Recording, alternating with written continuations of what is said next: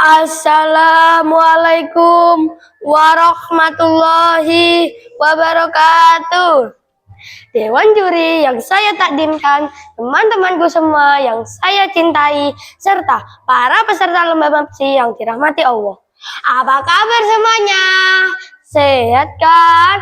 Alhamdulillah. Perkenalkan, nama saya Muhammad Samir Murad. Pada kesempatan kali ini, saya akan bercerita tentang kisah Sunan Bonang dan Blacak Ngilu. Sunan Bonang termasuk wali Songo. Nama aslinya Maulana Makdum Ibrahim.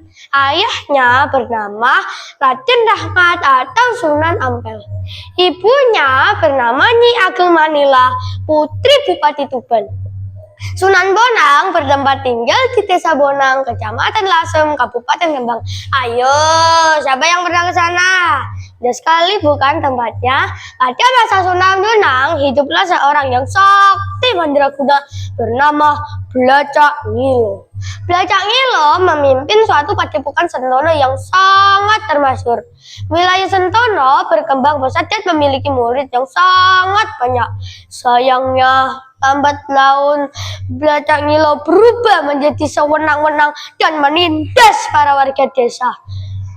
Setiap anak perempuan yang cantik akan dijadikan sebagai istrinya. Dan saat malam bulan purnama tiba, diwajibkan untuk menyediakan darah manusia sebagai tumbal untuk memperkuat kesaktiannya. Aduh, gimana ini? Ada anak buah Blacak Ngilu. Aku takut, Vicky. Hei, mau lari kemana kamu? Algojo, Sinta hartanya, bawa anak gadis dan orang tuanya sebagai tumbal Ki Blacak Ngilu. Lambat laun, berita tentang tindakan tidak wajar Blacak Ngilu tersebut terdengar oleh Kanjeng Sunan Bonang. Oleh karenanya, Sunan Bonang mengirimkan santri utusannya untuk menghadap Ki Blacak Ngilu. Assalamualaikum, Ki Blacak Ngilu. Hei, siapa kamu? Berani-beraninya kamu datang ke padepokanku. Ki Blacak Ngilu, saya santri utusan dari Kanjeng Sunan Bonang ingin menyampaikan pesan dari beliau tentang tindakan tata-tata yang sudah Ki Blacak Ngilu lakukan di padepokan Sentono. Lancang sekali Sunan Bonang, berani dia menggangguku. Jika berani, Sunan Bonang datang ke sini dan hadapi aku. Sampaikan pesanku kepada Sunan Bonang. Pagi akan saya sampaikan pesanmu kepada Sunan Bonang.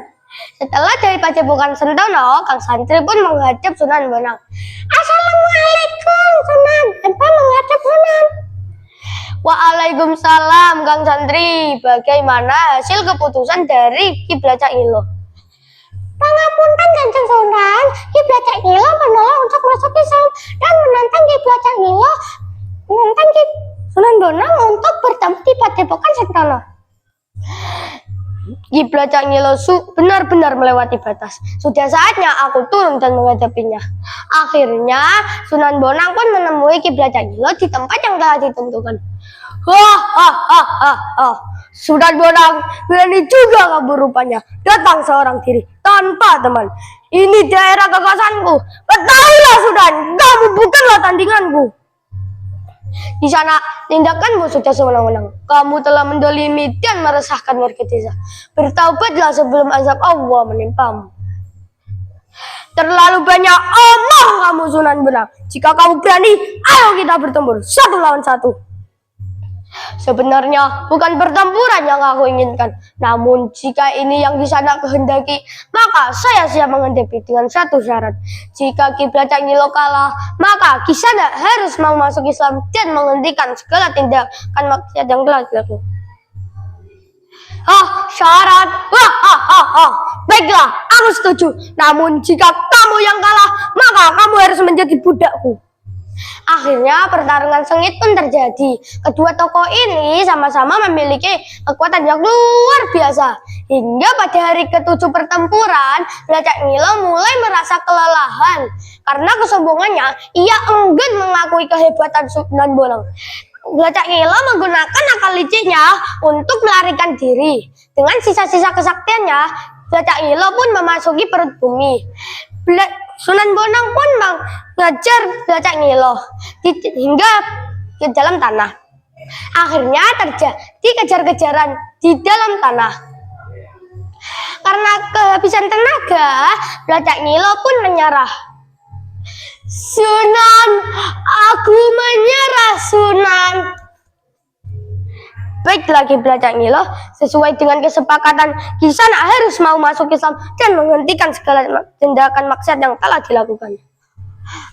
Aku bersumpah, Sunan, aku akan menepati janjiku dengan seluruh jiwa ragaku. Aku akan membela agama Allah. Hei para warga, akhirnya Ki Pelacak Ngilo kalah. Akhirnya kita bisa hidup tenang. Nah teman-teman, serukan ceritanya. Hikmah yang bisa kita ambil dari cerita ini, jika kita diberi kepandaian dan kekuatan, kita tidak boleh sombong. Dan kalau kita berjanji, harus menepatinya. Pergi ke pasar menjual rambutan. Pasar dibuka pagi Senin. Sampai jumpa teman-teman. Semoga bertemu di kesempatan lain. Wassalamualaikum warahmatullahi wabarakatuh.